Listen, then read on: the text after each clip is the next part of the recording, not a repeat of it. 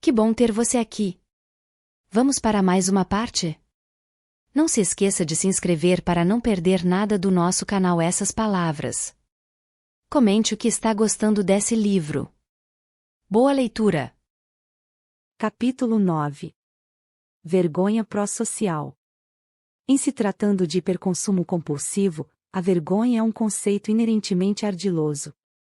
Pode tanto ser o veículo de perpetuação do comportamento, bem como o ímpeto para interrompê-lo. Então, como conciliamos esse paradoxo? Em primeiro lugar, vamos falar sobre o que é a vergonha. Atualmente, a literatura psicológica identifica a vergonha como uma emoção distinta da culpa. A ideia é a seguinte: a vergonha faz a gente se sentir mal consigo mesmo como pessoa, ao passo que a culpa faz a gente se sentir mal por causa das nossas ações, preservando uma autoestima positiva. A vergonha é uma emoção inadequada. A culpa é uma emoção adequada. Meu problema com a dicotomia vergonha-culpa é que, na prática, a vergonha e a culpa são idênticas. Do ponto de vista racional, compreendo a autodepreciação de ser uma boa pessoa que fez uma coisa errada, mas, no momento em que sentimos vergonha-culpa, essa emoção em forma de soco no estômago, a sensação é idêntica, arrependimento misturado com medo de punição e com o terror do abandono. O arrependimento surge quando a atitude é descoberta e pode ou não incluir arrependimento pelo ato em si. O terror do abandono, uma punição em si mesmo, é muito potente. É o terror do banimento, da rejeição, de não fazer mais parte do rebanho. No entanto, a dicotomia vergonha-culpa tira proveito de algo real. Acredito que a diferença não está em como vivenciamos a emoção, mas em como os outros reagem à nossa transgressão. Se os outros respondem nos rejeitando, condenando, ou afastando, entramos no ciclo do que chamo de vergonha destrutiva. A vergonha destrutiva aprofunda a experiência emocional da vergonha e nos leva a perpetuar o comportamento que originou a vergonha. No entanto, se os outros reagem com acolhimento e uma orientação clara para a redenção ou recuperação, entramos no ciclo da vergonha pró-social. A vergonha pró-social atenua a experiência emocional da vergonha e nos ajuda a interromper ou a reduzir o comportamento vergonhoso. Com isso em mente, vamos falar primeiro sobre quando a vergonha dá errado, ou seja, vergonha destrutiva, como um prelúdio da conversa sobre quando a vergonha dá certo, ou seja, vergonha pró-social. Vergonha destrutiva. Um dos meus colegas psiquiatras me disse uma vez: se não gostamos dos nossos pacientes, não podemos ajudá-los. Assim que conheci Lori, não gostei dela. Ela era toda executiva, louca para me dizer que estava ali só porque o clínico geral tinha mandado e que era totalmente desnecessário porque ela nunca tinha tido nenhum tipo de dependência, nem qualquer problema de saúde mental, só precisava que eu dissesse isso para ela voltar a ser o verdadeiro médico e conseguir seus remédios. Fiz uma cirurgia de bypass gástrico, ela começou, como se pudesse ser explicação suficiente para as doses perigosamente altas de remédios controlados que estava tomando. Como aquelas professoras das antigas, falava como se passasse um sermão em uma aluna pouco talentosa. Costumava pesar mais de 90 quilos e agora não. Então, é claro que tenho um transtorno de má absorção pelo desvio do meu intestino, razão pela qual preciso de 120 mg de escitalopram, só para chegar aos níveis sanguíneos de uma pessoa normal. Você, doutora, mais que qualquer um, vai entender. O escitalopram é um antidepressivo que modula o neurotransmissor serotonina.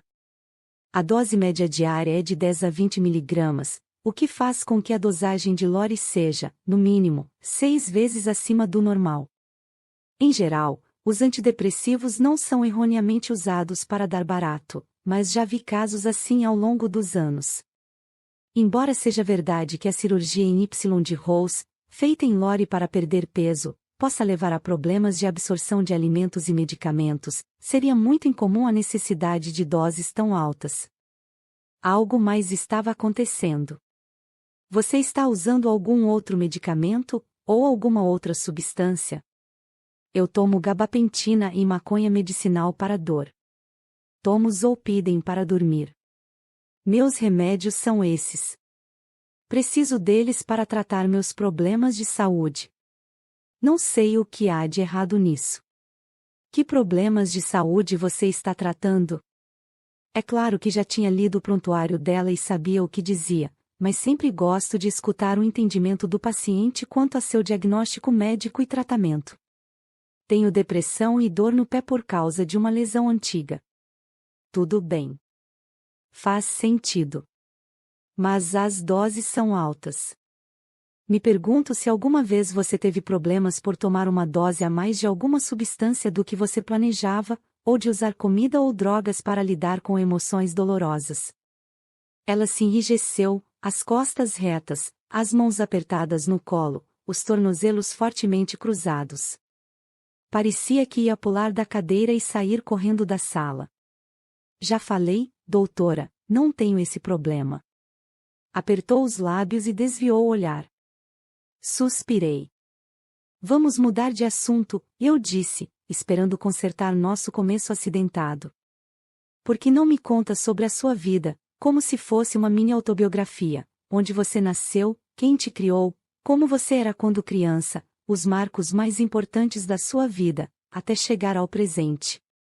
Depois que conheço o histórico de um paciente, as forças que o moldaram para criar a pessoa que vejo à minha frente, a animosidade evapora no calor da empatia.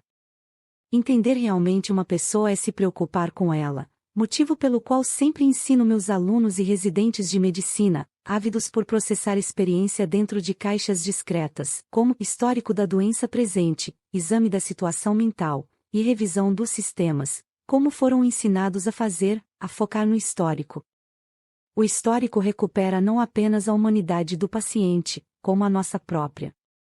Lori cresceu na década de 1970, em uma fazenda no estado de Wyoming, a mais nova de 3 irmãos criados por pai e mãe. Ela lembra que desde pequena sentia que era diferente. Alguma coisa não estava certa comigo. Eu não me sentia parte daquele lugar. Me sentia esquisita e deslocada. Tinha um problema de fala, a língua presa. A vida toda me senti estúpida. Lori era, claramente, muito inteligente, mas as opiniões que temos de nós mesmos no início de vida são tão fortes que eliminam toda a evidência do contrário. Ela se lembrou de ter medo do pai. Ele tinha tendência à raiva, mas a maior ameaça na casa deles era o espectro de um Deus punitivo.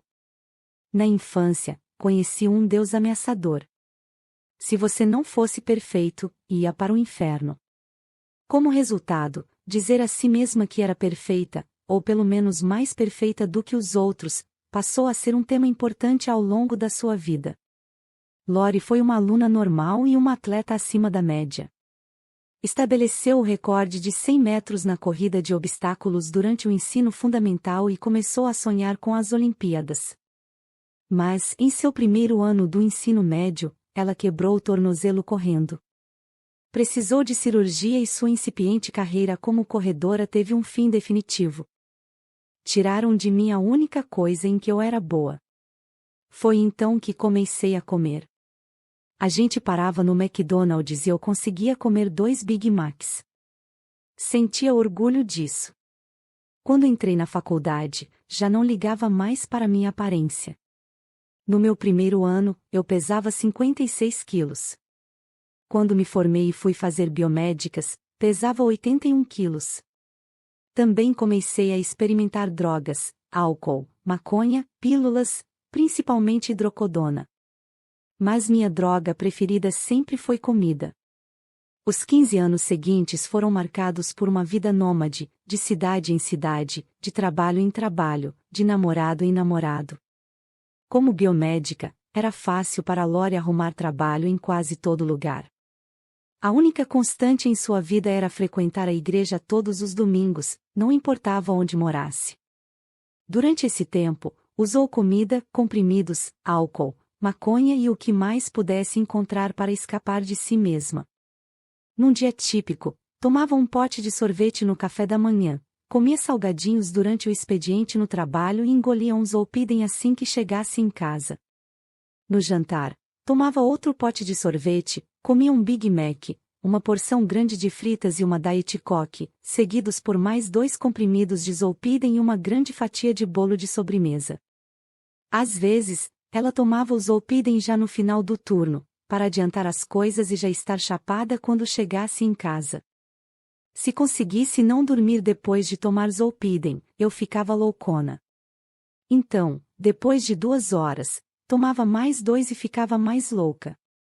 Eufórica. Quase tão bom quanto opioides. Ela repetia esse ciclo, ou um bem parecido, dia após dia. Nas férias, misturava comprimidos para dormir com remédio para tosse para ficar surtada, ou ficava bêbada e tinha um comportamento sexual de risco. Quando Lori estava com 30 e poucos anos, morava sozinha em uma casa no estado de Iowa e passava o tempo de folga drogada, escutando o radialista americano e teórico da conspiração Glenn Beck. Fiquei convencida de que o fim do mundo estava próximo. Armagedon, muçulmanos, uma invasão iraniana. Comprei um monte de galões de gasolina. Guardei-os no quarto de despejo. Depois, levei-os para o quintal, debaixo de uma lona. Comprei um rifle calibre 22. Aí, me dei conta de que eu poderia explodir, então comecei a abastecer o carro com a gasolina dos galões, até acabar. Em certo nível, Lori sabia que precisava de ajuda, mas tinha pavor de pedir. Tinha medo de que, se admitisse não ser a cristã perfeita, as pessoas se afastariam dela. Algumas vezes, deu pistas de seus problemas a alguns companheiros da igreja, mas acabou entendendo, por mensagens sutis, que certas questões não deveriam ser compartilhadas. Àquela altura, ela pesava 113 quilos, tinha uma depressão acachapante e começou a se perguntar se não estaria melhor morta. Lori, quando olhamos para o todo, seja comida, maconha, álcool ou comprimidos tarja preta, um dos problemas persistentes parece ser o hiperconsumo compulsivo autodestrutivo. Faz sentido isso que estou dizendo? Ela olhou para mim e não disse nada. Depois, começou a chorar. Quando conseguiu falar, disse: sei que é verdade, mas não quero acreditar. Não quero ouvir. Tenho um trabalho. Tenho um carro. Vou à igreja todo domingo. Achei que fazer a cirurgia de bypass gástrico resolveria tudo. Achei que perder peso mudaria a minha vida. Mesmo quando perdi peso, eu ainda queria morrer. Sugeri vários caminhos diferentes que Lori poderia tomar para ficar melhor, inclusive frequentar o AA. Não preciso disso, ela disse, sem hesitação. Tenho a minha igreja. Um mês depois, Lori voltou, como estava agendado. Tive uma reunião com os decanos da igreja. O que aconteceu? Ela desviou o olhar. Eu me abri de uma maneira que nunca tinha feito antes, a não ser com você. Contei tudo a eles, ou quase tudo. Simplesmente escancarei tudo. E aí? Foi esquisito. Eles pareceram confusos, ansiosos. Como se de fato não soubessem o que fazer comigo. Me disseram para rezar. Disseram que rezariam por mim.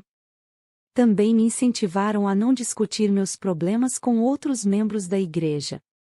Foi só. Como você se sentiu? Naquele momento, senti aquele Deus condenatório, que humilha. Consigo citar a Escritura, mas não sinto ligação com o Deus amoroso da Escritura.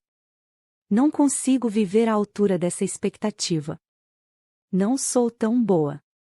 Então, parei de ir à igreja. Faz um mês. E sabe, parece que ninguém deu bola. Ninguém telefonou. Ninguém entrou em contato comigo. Ninguém.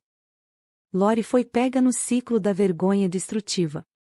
Ao tentar ser honesta com os membros da igreja, foi desencorajada a compartilhar aquele aspecto da sua vida, numa declaração implícita de que seria rejeitada, ou se sentiria mais envergonhada se revelasse suas dificuldades.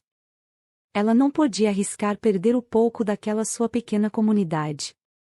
Mas manter seu comportamento escondido também perpetuava sua vergonha, contribuindo ainda mais para o isolamento, o que por sua vez fomentava seu consumo contínuo de drogas. Estudos demonstram que pessoas ativamente envolvidas em organizações religiosas em média têm taxas mais baixas de mau uso de drogas e álcool.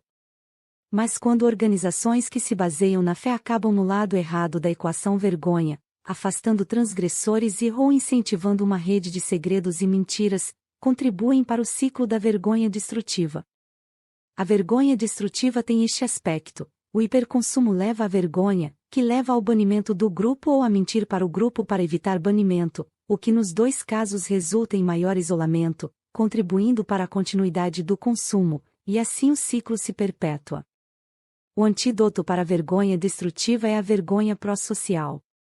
Vejamos como isto poderia funcionar. O AA como um modelo para a vergonha pró-social. Meu mentor falou uma vez sobre o que o motivou a parar de ingerir álcool. Relembro com frequência essa história porque ilustra a faca de dois gumes da vergonha. Ele já estava com 40 e tantos anos e bebia em segredo todas as noites, depois que a esposa e os filhos iam dormir. Fez isto por muito tempo, mesmo depois de ter jurado à esposa que tinha parado. Todas as mentirinhas que contava para encobrir que bebia e o próprio fato de beber acumularam-se e pesaram em sua consciência, o que, por sua vez, levou a beber mais. Bebia por vergonha. Um dia, sua esposa descobriu. Seu olhar de desapontamento e traição me levou a jurar que nunca mais eu beberia, ele contou. A vergonha que ele sentiu naquele momento e o desejo de recuperar a confiança e a aprovação da esposa impeliram-no à sua primeira tentativa séria de recuperação. Começou a frequentar as reuniões do Alcoólicos Anônimos. Para ele, o principal benefício do AA foi um processo de desenvergonhamento. Percebi que não era o único. Havia outras pessoas exatamente como eu. Havia outros médicos que lutavam com a dependência alcoólica. Saber que eu tinha um lugar onde poderia ser completamente honesto, e ainda assim ser aceito, foi incrivelmente importante. Criou o espaço psicológico de que eu precisava para me perdoar e fazer mudanças. Para seguir em frente na minha vida. A vergonha pró-social baseia-se na ideia de que a vergonha é útil e importante para comunidades prósperas. Sem a vergonha, a sociedade despencaria no caos. Assim, sentir vergonha por comportamentos transgressivos é adequado e bom. Além disso, a vergonha pró-social é baseada na ideia de que somos todos falhos, passíveis de cometer erros e necessitados de perdão. A chave para encorajar a adesão a normas grupais, sem banir todo mundo que se desencaminha, é ter uma lista de coisas a fazer pós-vergonha, que ofereça etapas específicas para se corrigir. É o que o AA Fazenda com seus 12 passos. O ciclo da vergonha pró-social é o seguinte: o hiperconsumo leva à vergonha, que exige uma honestidade radical que conduz não ao banimento, como vimos na vergonha destrutiva, mas à aceitação e à empatia, agregada a um conjunto de ações exigidas para se corrigir. O resultado é um aumento de pertencimento e uma diminuição de consumo. Meu paciente Todd, um jovem cirurgião em recuperação por dependência alcoólica, contou-me que o AA foi o primeiro lugar seguro para expressar vulnerabilidade. Logo na primeira reunião, ele chorou tanto que não conseguiu dizer seu nome. Depois, todo mundo veio, me dando o número de telefone, me dizendo para ligar. Era a comunidade que eu sempre quis, mas nunca tive. Nunca poderia ter me aberto daquele jeito com meus companheiros de escalada ou com outros cirurgiões. Após 5 anos em persistente recuperação, Todd confessou que, para ele, o mais importante dos 12 passos foi o passo 10. Continuamos fazendo um inventário pessoal e, quando estávamos errados, admitíamos prontamente. Todos os dias, faço uma checagem de mim mesmo. Vamos lá, estou perturbado? Se sim, como posso mudar? Tenho que me corrigir? Como posso me corrigir? Por exemplo, no outro dia, eu estava lidando com um residente que não me deu uma informação correta sobre um paciente. Comecei a ficar frustrado. Por que isto não está sendo feito? Quando sinto essa frustração, digo comigo mesmo: ok, Todd, pare. Pense. Esta pessoa tem quase 10 anos a menos de experiência do que você. Provavelmente está com medo. Em vez de ficar frustrado, como pode ajudá-la a conseguir o que precisa? Não é algo que faria antes de entrar em recuperação. Uns 2 anos atrás, cerca de 3 anos já em recuperação, estava supervisionando um estudante de medicina que era muito ruim. Sério, realmente horrível. Eu não deixava que cuidasse dos pacientes. Quando chegou a época da avaliação de meio de período, sentei-me com ele e resolvi ser honesto. Olha, você não vai passar neste estágio a não ser que faça grandes mudanças. Depois do meu feedback, ele decidiu recomeçar e de fato tentou melhorar seu desempenho. Conseguiu e acabou passando no estágio. O caso é o seguinte: nos meus tempos de bebedeira, eu não teria sido honesto com ele. Simplesmente deixaria que fosse em frente e bombasse no estágio, ou deixaria o problema para outro resolver. Uma autoavaliação sincera leva não apenas a um melhor entendimento de nossas próprias deficiências, como também nos permite avaliar e reagir às falhas dos outros com mais objetividade. Quando somos responsáveis por nós mesmos, conseguimos tornar os outros responsáveis. Podemos utilizar a vergonha sem envergonhar. O segredo aqui é responsabilidade com compaixão. Essas lições aplicam-se a todos nós, dependentes ou não, e se traduzem para todo tipo de relacionamento na nossa vida diária. O Alcoólicos Anônimos é uma organização modelo para a vergonha pró-social. A vergonha pró-social no AA potencializa a adesão às normas do grupo. Não existe vergonha em ser um alcoólico, consistente com a frase "o AA é um espaço livre de vergonhas", mas a vergonha na busca sem convicção da sobriedade. Pacientes me contaram que a vergonha antecipada de ter que admitir ao grupo que tiveram uma recaída funciona como um importante impeditivo contra a recaída e promove mais comprometimento com as normas do grupo. Importante: quando membros do AA têm uma recaída, isso funciona como um bem de clube. Os economistas comportamentais referem-se às recompensas de pertencer a um clube como bens de clube. Quanto mais robustos os bens de clube, maior a probabilidade de o grupo conseguir manter seus membros atuais e atrair novos membros. O conceito de bens de clube pode ser aplicado a qualquer grupo de seres humanos, desde famílias até grupos de amigos e congregações religiosas. E o economista comportamental Lawrence Iannacone escreveu, referindo-se a bens de clube em organizações baseadas na fé: o prazer que tiro do culto de domingo depende não apenas dos meus próprios aportes, como também dos aportes de outros, quantos comparecem, com que cordialidade eles me recebem, o quanto eles cantam bem, com que entusiasmo leem e rezam. Os bens de clube são reforçados pela participação ativa em atividades e encontros do grupo e pela adesão às regras e normas do grupo. A revelação honesta de uma recaída para a Irmandade do AA aumenta os bens de clube, ao criar a oportunidade para outros membros do grupo oferecerem empatia, altruísmo e, vamos ser sinceros, algum grau de schadenfreude ao pensar em coisas como "poderia ter sido comigo e com certeza estou feliz de que não foi", ou "lá vou eu, mas só pela graça de Deus". Os bens de clube são ameaçados quando oportunistas tentam se beneficiar do grupo sem uma participação efetiva naquela comunidade, semelhante aos termos mais coloquiais aproveitadores ou sanguessugas.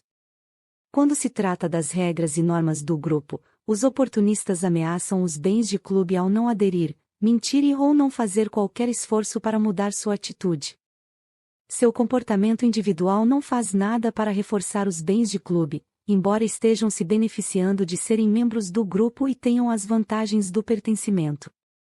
Iannacone notou que é difícil, se não impossível, medir a aderência aos princípios do grupo que cria os bens de clube, especialmente quando as exigências envolvem hábitos pessoais e não tangíveis, fenômenos subjetivos, como contar a verdade. A teoria do sacrifício e do estigma de Iannacone postula que uma maneira indireta de medir a participação do grupo é pela obrigatoriedade de adotar comportamentos estigmatizados, o que reduz a participação em outros contextos, e pela exigência do sacrifício de recursos do indivíduo para a exclusão de outras atividades. Assim, os oportunistas são desmascarados. Em outras palavras, as atitudes exigidas por certas instituições religiosas que parecem excessivas, gratuitas ou mesmo irracionais, tais como usar certo tipo de penteado ou certas roupas, se abster de vários alimentos ou formas de tecnologia moderna, ou recusar certos tratamentos médicos, são racionais quando compreendidas como um custo individual em prol da redução ou exclusão de aproveitadores dentro do grupo. Você poderia pensar que organizações religiosas e outros grupos sociais mais descontraídos, com menos regras e restrições, atrairiam um maior número de seguidores. Não é o que acontece. As igrejas mais rigorosas conquistam mais seguidores e, em geral, são mais bem-sucedidas do que as liberais porque desmascaram os oportunistas e oferecem bens de clube mais robustos. Jacob juntou-se ao grupo dos 12 Passos dos Sexaligues Anônimos, S.A., logo no início do seu processo de recuperação e aumentou seu envolvimento a cada recaída. Seu comprometimento foi admirável. Frequentava reuniões de grupo todos os dias, por celular ou pessoalmente. Com frequência, fazia 8 ou mais telefonemas diários a companheiros da Irmandade. O AA e outros grupos dos 12 Passos têm sido difamados como cultos, ou organizações em que as pessoas trocam sua dependência por álcool ou drogas por uma dependência ao grupo. Essas críticas não levam em consideração que a rigidez da organização e sua estrutura de culto podem ser a própria causa da sua eficácia. Os oportunistas nos grupos dos 12 Passos podem assumir várias formas, mas entre os mais perigosos estão aqueles membros que não admitem quando reincidem, não se reafirmam como iniciantes e não refazem os passos. Eles privam o grupo do bem de clube da vergonha pró-social, sem falar na rede social sóbria, crucial para a recuperação. Para manter os bens de clube, o AA precisa assumir medidas firmes, e às vezes aparentemente irracionais, contra este tipo de oportunismo. John conseguiu parar de beber frequentando o AA. Ela também foi a reuniões regulares, teve um padrinho e ela mesma amadrinhou outras pessoas. Fazia 4 anos que estava no AA em abstinência alcoólica, e era minha paciente havia 10, então pude observar e avaliar todas as mudanças positivas que o AA fez em sua vida. John teve um episódio no início dos anos 2000, quando usou álcool involuntariamente. Viajava pela Itália, onde não falava a língua, e acidentalmente pediu e consumiu uma bebida que continha uma porcentagem muito pequena de álcool, comparável à das cervejas sem álcool vendidas nos Estados Unidos. Só depois ela percebeu o que tinha acontecido, não por se sentir alterada, mas por ter lido o rótulo. Ao voltar da viagem e contar a seu padrinho o que havia acontecido, ele insistiu que ela havia recaído e a incentivou a contar ao grupo e redefinir sua data de sobriedade. Fiquei surpresa que o padrinho de John assumisse uma postura tão rígida. Afinal de contas, ela havia consumido uma quantidade de álcool tão insignificante que a maioria das pessoas nem considera que tal bebida seja alcoólica. Mas John concordou, embora as lágrimas. Até hoje, ela mantém sua recuperação e sua presença no AA. A insistência do padrinho de John em que ela redefinisse sua data de sobriedade me pareceu excessiva à época, mas agora eu a entendo tanto como uma prevenção, para que um pouquinho de álcool não levasse a um monte de álcool, o terreno perigoso, quanto como uma maximização da utilidade para o bem maior do grupo. A disposição de John em se conformar com uma interpretação muito rigorosa de recaída reforçou seus vínculos com o grupo, o que, a longo prazo, também se revelou positivo para ela. Além disso, John observou: talvez em parte eu soubesse que havia álcool na bebida e quisesse usar o fato de estar num país estrangeiro como desculpa. Nesse sentido, o grupo funciona como uma consciência estendida. É claro que estratégias de pensamento de grupo podem ser usadas para fins execráveis, por exemplo, quando os custos de pertencer ao grupo excedem os benefícios e os membros são prejudicados. Unir se autodescrevia como um programa executivo de sucesso, mas seus líderes foram presos e indiciados em 2018 sob acusações de tráfico sexual e extorsão. Da mesma forma, existem situações em que os membros de um grupo obtêm benefícios às custas de prejudicar quem está fora do grupo, tais como várias entidades hoje que usam a mídia social para espalhar falsidades. Alguns meses depois de deixar de frequentar a igreja, Lori foi à sua primeira reunião do AA, onde recebeu o companheirismo solidário que estava procurando, mas não tinha conseguido encontrar na igreja. Em 20 de dezembro de 2014, ela largou todas as substâncias e desde então tem mantido sua recuperação. Não sei dizer exatamente o que aconteceu, nem quando Lori disse, revendo anos depois a sua própria recuperação, que atribui à sua participação no AA, escutar as histórias das pessoas, o alívio que senti ao me livrar dos segredos mais profundos e sombrios, ver a esperança nos olhos dos recém-chegados. Eu estava tão isolada antes. Lembro-me de só querer morrer. Ficava acordada à noite, me flagelando por todas as coisas que havia feito. No AA, aprendi a me aceitar e a aceitar os outros pelo que são. Agora tenho relacionamentos verdadeiros com as pessoas. Pertenço a esse grupo. Eles conhecem meu verdadeiro eu. Vergonha pró-social e parentalidade. Sendo uma mãe que se preocupa com o bem-estar dos filhos em um mundo inundado pela dopamina, tentei incorporar os princípios da vergonha pró-social na vida da nossa família. Em primeiro lugar, estabelecemos a honestidade radical como um valor familiar intrínseco. Eu me esforço, nem sempre com sucesso, em moldar a honestidade radical no meu próprio comportamento. Às vezes, como pais, pensamos que, ao esconder dos filhos nossos erros e imperfeições e só revelar nossa melhor parte, ensinaremos a eles o que é certo. Mas isso pode ter o efeito oposto, levando as crianças a sentirem que precisam ser perfeitas para serem amadas. Em vez disso, se formos abertos e honestos sobre nossas dificuldades, criamos um espaço para os filhos serem abertos e honestos em relação às deles. Dessa forma, precisamos também estar preparados e dispostos a admitir quando tivermos errado em nossas interações com eles e com outros. Precisamos aceitar nossa própria vergonha e estarmos prontos para nos corrigir. Cerca de 5 anos atrás, quando meus filhos ainda estavam no ensino fundamental, dei a cada um deles um coelhinho de chocolate na Páscoa. Eram de chocolate ao leite cremoso, feitos por um chocolatier especial. As crianças comeram um pouco e guardaram o resto na despensa, para mais tarde. Nas 2 semanas seguintes, mordisquei e caí lá um tantinho dos coelhinhos, achando que não era o bastante para alguém notar. Quando meus filhos se lembraram dos chocolates, eu tinha comido quase tudo. Sabendo da minha predileção por chocolate, eles me acusaram de imediato. Não fui eu disse. A mentira veio naturalmente. Continuei mentindo nos 3 dias seguintes. Eles persistiram no ceticismo de que eu estivesse dizendo a verdade, mas depois começaram a acusar um ao outro. Eu sabia que tinha que consertar as coisas. Como vou ensinar honestidade aos meus filhos se eu mesma não sou honesta? E que coisa mais idiota, mais estúpida, mentir sobre isso. Levei 3 dias para criar coragem de contar a verdade. Estava muito envergonhada. Eles se viram vingados e ficaram horrorizados ao saber a verdade.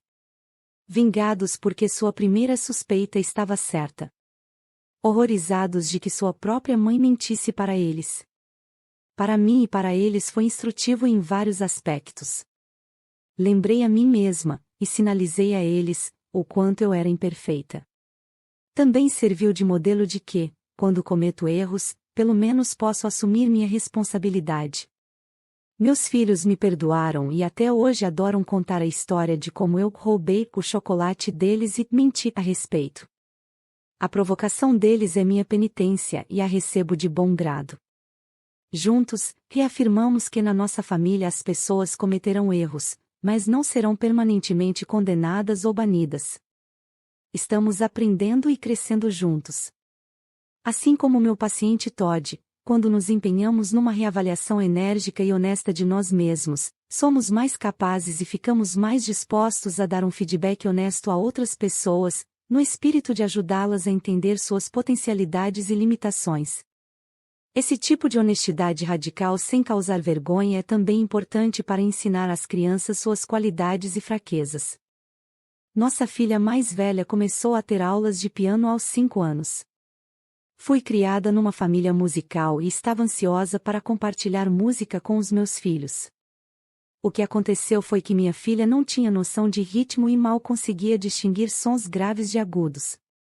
No entanto, nós duas persistimos teimosamente com seus estudos diários, eu sentada ao seu lado, tentando incentivá-la, enquanto disfarçava meu horror perante sua total falta de aptidão. A verdade é que nenhuma de nós gostava daquilo. As aulas já aconteciam havia cerca de um ano, quando assistimos ao filme Happy Feet, sobre um pinguim, Mumble, que tem um grande problema, não consegue cantar uma única nota, num mundo onde é preciso uma música comovente para atrair uma alma gêmea. Nossa filha me olhou na metade do filme e perguntou: Mamãe, eu sou como Mumble? Na hora, me vi em dúvida como mãe. O que digo? Conto a verdade a ela e me arrisco a prejudicar sua autoestima, ou minto e tento usar a mentira para estimular um amor pela música? Você é muito parecida com o Mumble, arrisquei. Minha filha abriu um grande sorriso, que interpretei como validação. Soube, então, que tinha feito a escolha certa. Ao validar o que ela já sabia ser verdade, sua falta de talento musical, encorajei sua capacidade de uma autoavaliação precisa, capacidade que ela demonstra até hoje. Também levei-a a perceber que não podemos ser bons em tudo e que é importante saber no que somos bons e no que não somos, para podermos tomar decisões sensatas. Depois de um ano, ela decidiu largar as aulas de piano, para alívio de todos, e gosta de música até hoje. Canta junto com o rádio, completamente desafinada e nem um pouco constrangida por isso. A honestidade mútua exclui a vergonha e prenuncia uma explosão de intimidade, um ímpeto de calor emocional que vem de nos sentirmos em conexão profunda com os outros, de nos sentirmos aceitos apesar das nossas falhas. O que cria a intimidade que desejamos não é a nossa perfeição, mas a disposição de trabalharmos juntos para remediar nossos erros. É quase certo que esse tipo de explosão de intimidade vem acompanhado pela liberação da própria dopamina endógena do nosso cérebro. Mas ao contrário da descarga de dopamina que conseguimos com prazeres baratos, a descarga que obtemos com a intimidade verdadeira é adaptativa, rejuvenescedora e estimula a saúde. Através de sacrifício e estigma, meu marido e eu tentamos fortalecer nossos bens de clube familiar. Não deixamos nossos filhos terem o próprio celular até entrarem no ensino médio. Isto fez deles uma aberração entre seus colegas, especialmente no fim do ensino fundamental. No começo, eles pediram e adularam para ter um celular próprio, mas depois de um tempo passaram a ver essa diferença como parte fundamental da sua identidade, juntamente com nossa insistência a nos locomovermos de bicicleta sempre que possível, em vez de usar o carro, e passarmos um tempo juntos em família, sem dispositivos eletrônicos. Estou convencida de que o treinador de natação dos nossos filhos tem um doutorado secreto em economia comportamental. Ele utiliza sacrifício e estigma regularmente para reforçar os bens de clube. Em primeiro lugar, há o prodigioso compromisso com o tempo, até 4 horas por dia de natação para alunos do ensino médio, e a vergonha dissimulada que acontece quando eles faltam ao treino. Existe reconhecimento e recompensas para bom comparecimento, não muito diferente das fichas do AA para 30 comparecimentos em 30 dias, inclusive a oportunidade de participar de viagens para competições. Existem as regras rígidas sobre o que usar nesses encontros, somente camiseta vermelha de proteção solar às sextas-feiras, camiseta cinza de proteção solar aos sábados, equipamento com o logo do time, toucas, trajes, óculos de proteção. Isto distingue bem os membros do time das outras crianças. Muitas dessas regras parecem excessivas e gratuitas, mas quando vistas pelas lentes dos princípios de maximização da utilidade para fortalecer a participação, reduzir o oportunismo e aumentar os bens de clube, elas fazem sentido. E as crianças afluem para esse time em particular, parecendo amar a rigidez, mesmo quando reclamam dela. Tendemos a pensar na vergonha de forma negativa, especialmente numa época em que envergonhar, causar vergonha em alguém por ser gordo, por seu comportamento sexual, por ter um corpo fora dos padrões e assim por diante, é uma palavra tão carregada e, acertadamente, associada com intimidação. Em nosso mundo cada vez mais digital, a vergonha promovida pela mídia social e sua correlata cultura do cancelamento passou a ser uma forma de banimento, uma adaptação moderna aos mais destrutivos aspectos da vergonha. Mesmo quando ninguém mais está apontando o dedo para nós, estamos todos muito preparados para apontá-lo para nós mesmos. A mídia social impele nossa tendência para a autovergonha, provocando muitas distinções deploráveis. Agora, nos comparamos não apenas a nossos colegas de escola, vizinhos e colegas de trabalho, mas ao mundo todo, tornando fácil demais nos convencermos de que deveríamos ter feito mais, ou conseguido mais, ou apenas viver de outro modo. Hoje em dia, para considerarmos nossa vida bem-sucedida, precisamos alcançar os patamares míticos de Steve Jobs e Mark Zuckerberg ou, como Elizabeth Holmes, da corporação Theranos, um Ícaro recente, despencar em chamas em meio às tentativas. Mas a experiência vivida pelos meus pacientes sugere que a vergonha pró-social pode ter efeitos positivos e saudáveis, aplanando um pouco as bordas mais ásperas do narcisismo, vinculando-nos mais intimamente a nossas redes sociais solidárias e refreando nossas tendências adictivas. Conclusão. Lições do equilíbrio. Todos nós desejamos um respiro do mundo, uma pausa dos padrões impossíveis que com frequência estabelecemos para nós mesmos e para outros. É natural que procurássemos um alívio de nossas próprias ruminações incansáveis. Por que fiz isso? Por que não posso fazer isto? Olha o que me fizeram. Como pude fazer isso para eles? Então, somos atraídos para qualquer uma das formas agradáveis de fuga, que agora estão disponíveis para nós. Coquetéis da moda, a câmara de ressonância da mídia social, maratona de reality shows, uma noite de pornô pela internet, batatas fritas e fast food, videogames envolventes, romances baratos de vampiro. A lista realmente não acaba. Drogas e comportamentos adictivos oferecem esse respiro, mas, com o tempo, contribuem para nossos problemas.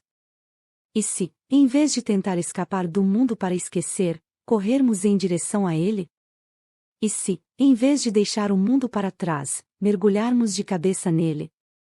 Muhammad, você vai se lembrar, foi meu paciente que tentou várias formas de autocomprometimento para limitar seu consumo de maconha, mas acabava voltando exatamente ao ponto em que começou, progredindo da moderação para o consumo excessivo e para a dependência em um ritmo ainda mais rápido. Quando tentava mais uma vez controlar seu consumo de maconha, ele foi caminhar em Point Reyes, uma trilha ao norte de São Francisco, na esperança de encontrar refúgio em uma atividade que um dia já lhe dera prazer.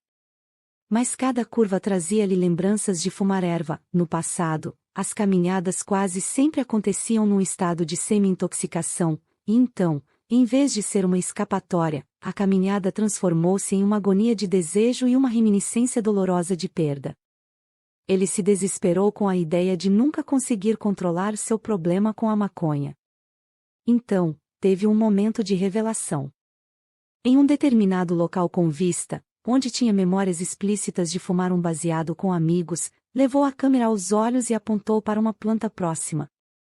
Viu um inseto em uma folha e focou mais a câmera, dando um zoom na carapaça vermelha brilhante do besouro, nas antenas estriadas e nas pernas peludas. Ficou hipnotizado. Sua atenção ficou enredada pela criatura em sua lente. Tirou uma série de fotos, depois mudou o ângulo e fotografou mais. Pelo resto da caminhada, parou para tirar fotografias extremamente próximas de besouros. Assim que fez isto, seu desejo por maconha diminuiu. Tive que me obrigar a ficar bem quieto, ele me contou em uma das nossas sessões, em 2017. Tive que conseguir uma imobilidade perfeita para tirar uma fotografia bem nítida. Esse processo me aterrou e me centrou. Descobri um mundo estranho, surreal e irresistível do outro lado da câmera, que rivalizava com o mundo para onde eu escapava com as drogas. Mas aquilo era melhor porque as drogas não eram necessárias. Muitos meses depois, percebi que o caminho de Muhammad para a recuperação era semelhante ao meu. Tomei uma decisão consciente de voltar a mergulhar nos cuidados com os pacientes, focando nos aspectos do meu trabalho que sempre foram gratificantes, desenvolver um relacionamento com meus pacientes com o passar do tempo, e mergulhar em uma narrativa como maneira de organizar o mundo. Fazendo isto, consegui largar a leitura compulsiva de romances baratos, para me voltar para uma carreira mais gratificante e significativa. Também me saí melhor em meu trabalho, mas meu sucesso foi um subproduto inesperado, não o que eu estava buscando. Incentivo você a procurar uma maneira de mergulhar a fundo na vida que lhe foi dada, a parar de fugir do que quer que esteja querendo escapar e, em vez disso, parar e encarar seja lá o que for. Então, eu desafio você a andar nessa direção. Assim, o mundo pode se revelar a você como algo mágico e inspirador, do qual não é necessário fugir. Em vez disso, o mundo pode se tornar algo em que vale a pena prestar atenção. Os ganhos de encontrar e manter equilíbrio não são imediatos nem permanentes. Exigem paciência e manutenção. Temos que estar dispostos a seguir em frente, apesar da incerteza do que nos espera. Temos que ter fé de que as atitudes de hoje, que parecem não ter impacto no momento presente, estão, de fato, se acumulando em uma direção positiva que nos será revelada apenas em um momento desconhecido, no futuro. Práticas saudáveis acontecem dia a dia. Minha paciente Maria me disse. A recuperação é como aquela cena do Harry Potter, quando Dumbledore desce por uma viela escura, acendendo postes de iluminação ao longo do caminho. Só quando ele chega ao fim da viela e olha para trás é que vê tudo iluminado, enxerga a luz do seu progresso. Estamos aqui no final, mas poderia ser apenas o começo de uma nova maneira de abordar o mundo hipermedicado, hiperestimulado, saturado de prazeres dos nossos dias. Pratique as lições do equilíbrio, para olhar em retrospecto e enxergar a luz do seu progresso. Lições do equilíbrio. 1. A busca incessante do prazer, e a fuga do sofrimento, leva ao sofrimento. 2. A recuperação começa com a abstinência. 3. A abstinência reconfigura o circuito de gratificação do cérebro e, com ele, nossa capacidade de sentir alegria nos prazeres mais simples. 4. O autocomprometimento cria espaço literal e metacognitivo entre o desejo e o consumo, uma necessidade moderna em nosso mundo saturado de dopamina. 5. Os medicamentos podem restaurar a homeostase, mas pense no que perdemos ao eliminar nosso sofrimento com remédios. 6. Pender um pouco para o lado do sofrimento reconfigura nosso equilíbrio para o lado do prazer. 7. É preciso estar atento para não se tornar dependente do sofrimento. 8. A honestidade radical impulsiona a conscientização, amplia a intimidade e favorece uma mentalidade farta. 9. A vergonha pró-social confirma que pertencemos à tribo humana. 10. Em vez de fugir do mundo, podemos encontrar escapatória ao mergulhar nele. Nota da autora. As conversas íntimas e histórias deste livro foram incluídas com o consentimento dos entrevistados. Para proteger a privacidade deles, apaguei e mudei nomes e outros detalhes demográficos, mesmo quando os participantes estavam dispostos a incluí-los sem mudanças. O processo de obtenção do consentimento incluiu a concordância dos participantes com o seguinte: é provável que alguém que o conheça bem e leia a sua história que o reconheça, mesmo que eu tenha mudado seu nome. Tudo bem para você? E se houver algum detalhe que você não queira compartilhar, me avise e eu excluirei. Agradecimentos. Gostaria de agradecer a meus pacientes, que compartilharam suas experiências e reflexões comigo, no processo de escrever este livro. Sua disponibilidade em se doar não apenas para mim, mas para os leitores ocultos e desconhecidos, é um ato de coragem e generosidade. Este livro é nosso. Também gostaria de agradecer àqueles que não são meus pacientes e concordaram em ser entrevistados neste livro. Suas percepções sobre dependência e recuperação foram um enorme acréscimo às minhas. Tenho a sorte de me ver cercada por muitas pessoas ponderadas e criativas, cujas ideias colaboraram com este livro através de nossas conversas. Seria impossível enumerar todas, mas quero fazer um agradecimento especial a Kent Dunnington, Keith Humphreys, e J. Iannelli, Rob Malenka, Matthew Prekupek, John Huark e Daniel Saal. Agradeço também a Robin Coleman por me fazer voltar a escrever, Bonnie Solow por acreditar no projeto, DBMC Carroll por fazer as ilustrações, e Stephen Morrow e Hannah Finney por torná-lo realidade. Por fim, nada seria possível sem o apoio do meu querido marido, Andrew. Nação Dopamina, porque o excesso de prazer está nos deixando infelizes e o que podemos fazer para mudar, Doutora Ana Lenk. Comente o que você está achando. Não se esqueça de se inscrever no canal Essas Palavras e ativar as notificações para não perder os próximos capítulos e livros. Nos vemos nos próximos vídeos.